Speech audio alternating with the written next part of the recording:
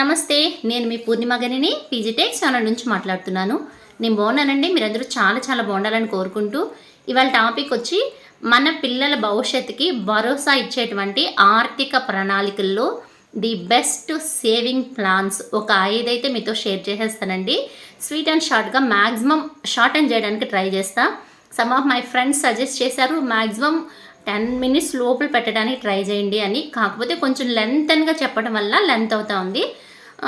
మన పిల్లల భవిష్యత్తు కోసం వాళ్ళ ఆర్థిక ప్రణాళిక ఎలా ప్లాన్ చేసుకోవాలా? ఇప్పుడు మనకి పుట్టిన పిల్లల్ని నర్సరీలో వేయాలన్న లక్షల్లో డొనేషన్స్ కట్టాల్సి వస్తుంది. మరి వాళ్ళ మామూలు ఎడ్యుకేషన్ వైజ్ అంటే హై స్కూల్ లెవెల్కి వెళ్ళినా పర్వాలేదు, కానీ హయ్యర్ ఎడ్యుకేషన్స్కి వెళ్ళేటప్పటికి సమ్ ల్యాక్స్లో వాళ్ళకైతే మంచి చదువులు అందించాలంటే మనం ప్రణాళికల్ని ప్లాన్ చేసుకోవాలన్నమాట. అది మామూలుగా మనకు వచ్చేటువంటి కొంచెం మోస్తరు మంచి శాలరీస్ వచ్చేవాళ్ళు పర్వాలే అటో ఇటో ప్లాన్ చేసుకొని కట్టగలుగుతారు. ఇప్పుడు వచ్చి మనం ఎక్కువగా వచ్చి కల్టివేషన్ వ్యవసాయం మీద డిపెండ్ అయ్యేవాళ్ళు, రోజు వచ్చేటువంటి ఆదాయాల మీద అంటే డైలీ వేజ్ వర్క్ చేసేవాళ్ళైనా, వారం సంపాదించే వాళ్ళు, వారం జీతాలు వచ్చేవాళ్ళైనా, మినిమం లో బడ్జెట్ శాలరీస్ వచ్చేవాళ్ళైనా, వీళ్ళు వాళ్ళ పిల్లలకి మంచి భవిష్యత్తు అందించాలంటే వాళ్ళ యొక్క సేవింగ్స్ని ఎలా ప్లాన్ చేసుకోగలిగితే వాళ్ళ యొక్క పిల్లల భవిష్యత్తుకి మంచి భరోసాతో కూడినటువంటి ఎడ్యుకేషన్ అయినా మంచి సంబంధాలంటే ఎక్కువగా మనము మనీ రిలేటెడే ఆలోచిస్తున్నారనమాట. ఒకప్పట్లో లేదు ఇప్పుడు ఉంది అనేది ఏం లేదు. ఎప్పుడైనా కూడా మనిషి చుట్టూ తిరిగేది డబ్బు చుట్టే అనమాట. డబ్బు ఉంటేనే వాల్యూ ఇస్తున్నారు. ఆ యొక్క ఫిజికల్ అపియరెన్స్ ఏదైనా కూడా ఆఫ్టర్ మనీ తర్వాతే అనమాట. సో మనీకి మనం ఎంత ఇంపార్టెన్స్ ఇవ్వాలా, సో మనీని మనం ఎలా మదుపు చేయాలా, మనం ఎలా సేవ్ చేయగలిగితే మనము కొంచెం కష్టపడ్డా మన పిల్లల భవిష్యత్తుకి అదొక బాసటగా ఏర్పడుతుంది అని అంటే మనం ఎలా ప్లాన్ చేసుకోవాలా అన్నది. సో నేను ఇవాళ కొంచెం లెంత్ చేయకుండా చెప్పేస్తానండి. ఒక 5 సేవింగ్ ప్లాన్స్ అయితే మీతో షేర్ చేస్తాను. అందులో ఈ సేవింగ్ ప్లాన్స్లో భాగంగా ఆడపిల్లలకి మగపిల్లలకి ఇద్దరికి సమంగా వచ్చేట్టు కొన్ని చెప్తాను. ఎస్పెషలీ మన ఆడపిల్లలకి యూజ్ అయ్యేటువంటి సేవింగ్ ప్లాన్స్ చెప్తాను. ఫస్ట్ వచ్చి మన ఆడపిల్లలకి వచ్చి the best saving scheme security government నుంచి మనకు అందుతుంది. మనము వేసేటువంటి డబ్బులకి కాంపౌండింగ్ అయ్యి, ఫర్ ఎగ్జాంపుల్ మనము ఓవరాల్గా 1,60,000 కానీ వేసాము అంటే మోర్ దెన్ 6,40,000 వాళ్ళకైతే ఇన్కమ్ జనరేట్ అయ్యి రిటర్న్ వస్తుంది. So it is nothing but SSS Sukanya Samriddhi Yojana account. ఇది మన ఇంట్లో ఇద్దరు ఆడపిల్లలు ఉన్నా కూడా ఇందులో మనము 1 సంవత్సరానికి 1,000 రూపాయల నుంచి ఫైనల్గా 1,55,000 ఒక్కొక్క ఆడపిల్లకి మనము 1 సంవత్సరానికి వేయించండి. ఇలా మనం 14 ఏళ్ళు కనుక ఇన్వెస్ట్ చేస్తే పిల్లలు 10 సంవత్సరాల లోపల పిల్లలకి ఈ స్కీమ్ అయితే వర్తిస్తుంది అనమాట. వాళ్ళ 18 ఇయర్కి అంటే 18వ సంవత్సరానికి వాళ్ళ హయ్యర్ ఎడ్యుకేషన్ కోసం మనం సేవ్ చేసిన అమౌంట్ కాంపౌండ్ అవుతానే వస్తుంది. ఇంట్రెస్ట్ కూడా 8.20% ఉందన్నమాట ఇప్పుడు. సో ఆ డబ్బుల్లోంచి వాళ్ళు 18 ఇయర్స్కి హయ్యర్ ఎడ్యుకేషన్ కోసం అయితే హాఫ్ ఆఫ్ ద అమౌంట్ తీసి ఖర్చు పెట్టుకోవచ్చు. లేదు 18 ఇయర్స్ తర్వాత వాళ్ళకి పెళ్లి కోసం అయితే కంప్లీట్గా వాళ్ళ అమౌంట్ని అయితే ఇచ్చేస్తారు. లేదు దాన్ని ఇంకే విధంగా మామూలుగా మంత్లీ ఇంట్రెస్ట్ వచ్చేటువంటి స్కీమ్ ఎంఏఎస్లో మనం ఇన్వెస్ట్ చేసి నెల ఇంట్రెస్ట్ వచ్చేట్టుగానే కూడా కన్వర్ట్ చేసుకోవచ్చు అనమాట. సో అలా మన పిల్లలకి ఆర్థిక భరోసా ఇవ్వచ్చు. దీంట్లో చెప్పాను కదా, మినిమం స్టార్టింగ్ 250తో అకౌంట్ ఓపెన్ చేసి సంవత్సరానికి 1000 నుంచి 1,55,000 వరకు ఈ స్కీమ్లో సేవ్ చేయొచ్చు. ఇందులో వచ్చి కాంపౌండ్ ఇంట్రెస్ట్ అండి. సో ఈ యొక్క కాంపౌండ్ ఇంట్రెస్టింగ్ రిలేటెడ్ వీడియోస్ నా ఛానల్లో ఉన్నాయి, ఒక లుక్ వేసేది. ఇంకా నెంబర్ 2 పీపీఎఫ్. ఇది 15 ఇయర్స్ ఉండేటువంటి డ్యూరేషన్ కలిగినటువంటి సేవింగ్ స్కీము. ఇది కూడా సెక్యూరిటీ కలిగినటువంటి గవర్నమెంట్ అండర్లో ఉండేటువంటి సేవింగ్ స్కీమ్ అనమాట. దీంట్లో కూడా 7.9% ఇంట్రెస్ట్ అయితే మనకి యాడ్ అవుతుంది. At the same time compound interest 1 సంవత్సరం మనం కట్టినటువంటి అసలుకి వడ్డీ రెండింటిని కలిపి నెక్స్ట్ ఇయర్ అసలు వడ్డీకి కలిపి ఇంట్రెస్ట్ యాడ్ అవుతుందండి. ఇదే కాంపౌండ్ ఇంట్రెస్ట్ అంటాం అనమాట. ఇది మన ఇంట్లో పుట్టినటువంటి ప్రతి బిడ్డకి, మగబిడ్డకి కాదు ఆడబిడ్డకి కానీ, మనం పిల్లలకి మనం హయ్యర్ ఎడ్యుకేషన్కి అంతా వాళ్ళకి ఒక అమౌంట్ మనం చేర్చి పెట్టాలా అంటే ఇది కూడా ది బెస్ట్ సేవింగ్ ప్లాన్ అంటాను నేను. అది ఎలా అంటే ఇందులో కూడా నెలకి అంటే సంవత్సరానికి 1000 రూపాయల నుంచి 1,55,000 వరకు ట్యాక్స్ డిడక్షన్తో మనం ఈ యొక్క పీపీఎఫ్ సేవింగ్ స్కీమ్లో అయితే సేవ్ చేయొచ్చండి. సో మనము ఎన్నైనా సేవింగ్ స్కీమ్స్ పీపీఎఫ్ అయితే అకౌంట్స్ పెట్టుకోవచ్చు అనమాట. భార్యకి భర్తకి 18 ఇయర్స్ మైనారిటీ తీరిన వాళ్ళకి అంటే పిల్లలకి మనము నామినీగా ఉండి ఈ యొక్క పీపీఎఫ్ స్కీమ్ అయితే రన్ చేసుకోవచ్చు అనమాట. ఇది ఈపీఎఫ్ కాదండి, పబ్లిక్ ప్రావిడెంట్ ఫండ్.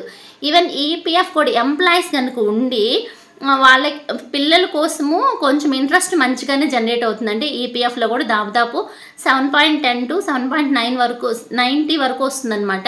సో వాళ్ళు ఈపీఎఫ్ కట్ చేసుకునే వాళ్ళు వాళ్ళ ఈపీఎఫ్ అమౌంట్ని పెంచుకోవడం వల్ల కూడా వాళ్ళ రిటైర్మెంట్ ప్లాన్కో లేదంటే ఇన్ బిట్వీన్ వాళ్ళ పిల్లల అవసరాలకో పెళ్ళిళ్ళకు లేదా హయ్యర్ ఎడ్యుకేషన్ కోసమో అప్పుడైతే డ్రా చేసుకోవచ్చు అనమాట. అందులో కూడా కాంపౌండింగ్ ఉండదు. ఇది ఓన్లీ ఎంప్లాయీస్కి మాత్రమే వర్తిస్తుంది అనమాట. ఇది కాకుండా రికరింగ్ డిపాజిట్స్, నేను చాలా రికరింగ్ డిపాజిట్స్ సేవింగ్ స్కీమ్స్ గురించి చెప్పున్నాను. సో మనం సిస్టమేటిక్గా మామూలుగా ఇంట్లో ఆడవాళ్ళు కానీ మగవాళ్ళు కానీ లేదంటే ఇటు ఎంప్లాయీస్ కానీ వాళ్ళ పిల్లల కోసమని ఏదన్నా సమ్ అమౌంట్ వస్తుంది అంటే నెల కరెక్ట్ కట్టగలుగుతాము అంటే ఆర్డీ కూడా ది బెస్టే అనమాట. కాకపోతే ఇంట్రెస్ట్ రేటు 6.7%. ఇవన్నీ సెక్యూరిటీ ఉండేటువంటి సేవింగ్ ప్లాన్స్. కొంచెం రిస్క్ ఉంటుంది, కొంచెం గ్రోత్ బాగుంటుంది, మేము ట్రై చేయొచ్చు అనుకునే వాళ్ళు వచ్చి మ్యూచువల్ ఫండ్స్లోకి వెళ్ళిపోవచ్చు అనమాట. ఇది ఒక అంత రిస్క్ ఉండదు. అట్ ద సేమ్ టైము మనము పెట్టేటువంటి అమౌంట్ని ఒక క్యాపిటల్ పర్సన్ అంటే ఒక హెడ్ ఆఫ్ ద పర్సన్ మన యొక్క అమౌంట్ని స్ప్లిట్ చేసి ఈక్వల్గా మ్యూచువల్ ఫండ్స్లో కొంచెం డెత్ ఫండ్స్కి, కొంచెము ఈక్విటీ ఫండ్స్కి, కొంచెము బ్యాలెన్సింగ్ ఫండ్స్కి అటు డైవర్సిఫై చేసి మన అమౌంట్ని గ్రోత్ చేయడం వల్ల లాంగ్ డ్యూరేషన్లో మ్యూచువల్ ఫండ్స్లో మోర్ దెన్ 12 to 14% ఇంట్రెస్ట్ అయితే మనకి జనరేట్ అయ్యి ముందు నేను చెప్పినటువంటి ఈ యొక్క సేవింగ్ స్కీమ్స్ కన్నా బెటర్గా మనకైతే అమౌంట్ జనరేట్ అవుతుందన్నమాట. సో ఎవరైనా పేరెంట్స్ వాళ్ళ పిల్లల ఇన్ ఫ్యూచర్ అంటే పుట్టిన 2 to 3 years నుంచి మేము ప్లాన్ చేసుకుంటాము అంటే తక్కువలో తక్కువ ఫర్ మంత్ 1000 నుంచి స్టార్ట్ చేసుకున్నా కూడా సమ్ ల్యాక్స్లో వాళ్ళకైతే అమౌంట్ని చేర్చిపెట్టిన వాళ్ళు అవుతారండి. ఇలా కానీ పీపీఎఫ్ స్కీమ్ పీపీఎఫ్ యొక్క ఎస్ఎస్ఏ కన్నా బెటర్ మనకి ఇంట్రెస్ట్ అయితే జనరేట్ అవుతుంది. కాకపోతే లాంగ్ టర్మ్ సిస్టమేటిక్గా ఎస్ఐపిలో మనమైతే ఈ యొక్క మ్యూచువల్ ఫండ్స్లో సేవ్ చేయాలన్నమాట. వీటికన్నా బెటర్ అంటే వీటితో పాటు వీటికన్నా ఈక్వల్గా ఉండేటువంటి ఇంకా బెటర్ మనకి ఇన్కమ్ సోర్సెస్ అసెస్ అయ్యేటువంటివి గోల్డ్ రిలేటెడ్ ఈటీఎఫ్స్ కానీ గోల్డ్ ఈటీఎఫ్స్ కానీ లేదా సావరిన్ గోల్డ్ బాండ్స్ కానీ లేదా మనం ఫిజికల్గా గోల్డ్ కొన్నా కూడా కంపేరింగ్ టు మార్కెట్ ముందు నుంచి ఇప్పటికీ కంపేర్ చేస్తే నేను ముందు చెప్పినటువంటి సేవింగ్ ప్లాన్స్ అన్నిటి మీద ది బెటర్ ఇన్కమ్ సోర్స్గా గోల్డ్ అయితే రన్ అవుతూ ఉందన్నమాట. ఆల్ టైమ్ ట్రెండింగ్ వచ్చి గోల్డే కాబట్టి మ్యాక్సిమం ఎవరైనా ప్లాన్ చేసుకోవాలా ఆడపిల్లలు ఉండే తల్లిదండ్రులు అంటే ఎస్ఎస్సిఏతో పాటుగా సుకన్య సమృద్ధి యోజన అకౌంట్తో పాటుగా గోల్డ్ని ఎవ్రీ మంత్ కానీ లేదా ఒక 2 months వన్స్ కానీ లేదా ఎవ్రీ ఇయర్ కానీ లేదా పిల్లల బర్త్డేస్ కానీ లేదంటే ఫంక్షన్స్ అప్పుడు కానీ ఒక టార్గెటింగ్గా ఒక 6 గ్రాములు కానీ 8 గ్రాములు కానీ 10 గ్రాములు కానీ సేవ్ చేయాలని ప్లాన్ చేసుకున్నారు అంటే the best income source gold అంటాను నేను. కావలిస్తే ఇలా కూడా ట్రై చేయొచ్చు అనమాట. మన పిల్లల భవిష్యత్తు భరోసా కోసము మనం ప్లాన్ చేసుకునేటువంటి ఈ యొక్క సేవింగ్ ప్లాన్స్లో నెంబర్ అంటే అన్నిటికన్నా ది బెస్ట్ వచ్చి గోల్డ్ అంటాను. గోల్డ్ని ఫిజికల్ గోల్డ్ తీసుకుంటారా, డిజిటల్ గోల్డ్ కొంటారా, లేదా గోల్డ్ ఈటీఎఫ్స్లో సేవ్ చేస్తారా, లేదా మ్యూచువల్ ఫండ్స్ గోల్డ్ రిలేటెడ్ మన పిల్లల ఆర్థిక భరోసా మన పిల్లలకి ది బెస్ట్ ఇన్కమ్ని మనము లేదంటే వాళ్ళ మంచి భవిష్యత్తుని అందించాలన్న ఉద్దేశంతో మనం కనుక ఇలా ప్లాన్ చేసుకోగలిగితే మీరు చెప్పేది బాగా సంపాదించే వాళ్ళకే కదా అనైతే అనొద్దు.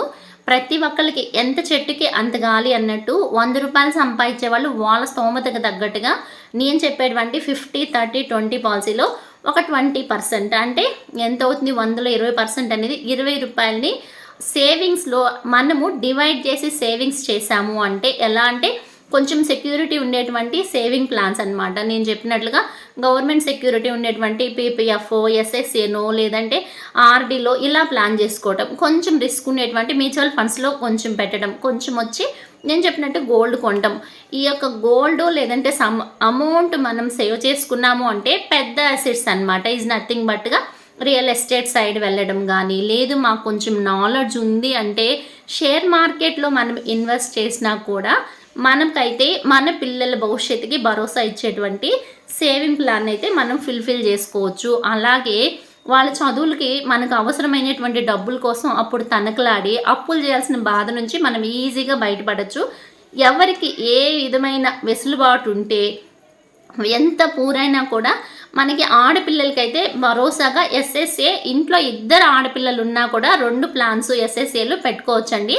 ఈవెన్ 1000 రూపీస్ తగ్గకుండా వేసినా కూడా వాళ్ళకి ఎండ్ ఆఫ్ ద ఇయర్కి 10 lakhs మనం ఇచ్చిన వాళ్ళం అవుతాం అనమాట. సో 10 lakhs వాళ్ళ యొక్క హైయర్ ఎడ్యుకేషన్ కానీ మ్యారేజ్ కానీ బాగా ఫుల్ఫిల్ చేసుకోవచ్చు. At the same time gold save చేసాము అంటే ఎప్పుడు కానీ గోల్డ్ పెరుగుతూనే ఉంటుంది కాబట్టి వాళ్ళు ఎండ్ ఆఫ్ ద స్టడీస్కి వచ్చే లోపల వాళ్ళకి ఇన్ కేస్ ఎక్కువ అమౌంట్ అయినా కూడా గోల్డ్ని తాకట్టు పెట్టుకోవటము, సేల్ చేసుకోవటం, వాళ్ళ యొక్క అవసరాలను ఫుల్ఫిల్ చేసుకుంటారు. లేదు వాళ్ళ పెళ్ళికి అవసరమైన గోల్డ్కి మనం కొనాల్సిన అవసరం లేకుండా ఇలా ఫిల్అప్ చేసి మనము స్మూత్గా మనము వాళ్ళ యొక్క అవసరాలను తీర్చిన వాళ్ళం అవుతాం. మనము అప్పట్లో అప్పుల పాలయ్యి ఇబ్బందులు పడకుండా హ్యాపీగా ఉండొచ్చండి.